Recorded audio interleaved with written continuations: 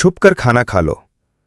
एक पाकिस्तानी मुसलमान मुलाजमत के सिलसिले में न्यूजीलैंड गया। रमज़ान का महीना था और वो वहां भी रोजे रख रहा था। एक दिन दोपहर के वक्त न्यूजीलैंड का एक मकामी साथी उसके पास आया और खाने की दावत दी। पाकिस्तानी ने मुस्कुराकर कहा, माफ कीजिए, मैं रोजे से हूं।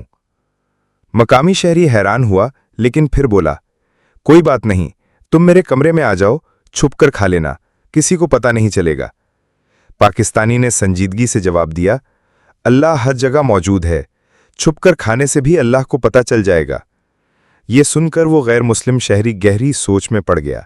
फिर बोला, वाह, अगर तुम्हारे मुल्क के सब लोग अल्लाह से इतना डरते हैं तो वहां तो बहुत अमन होगा, न कोई चोरी करता होगा, न झूठ बोलता होगा, न किसी का हक मरता होगा। वहां तो अदालतों और थानों की भी जरूरत नहीं होगी, क्योंकि सब अल्लाह को हाजिर व नाजिर जानकर बुराई से बचते होंगे। ये सुनकर पाकिस्तानी के दिल पर एक चोट सी लगी। वो सोचने लगा, काश ये बात दुरुस्त होती। उसके जहन में अपने मुल्क की खबरें गर्दिश करने लगीं। करप्शन, झूठ, धोखा, बदनमानी, झगड़े, नाइंसाफियां। दिल ही दिल में वो शर्मिंदा हो गया कि एक गैर मुस्लिम हमारे दीन के सबसे बड़े सबक अल्लाह की हर जगह मौजूदगी से इतना मुतासिर हुआ, लेकिन हम खुद अपनी जिंदगियों में उसको भूल बैठे हैं। इस लम्हे पाकिस्तानी ने महसूस किया कि असल रोज़ा सिर्फ भूखा और प्यासा रहने का नाम नहीं, असल रोज़ा ये है कि इंसान हर हाल में, अकेले में भी अल्लाह के खौफ से, बुराई से बचा रहे।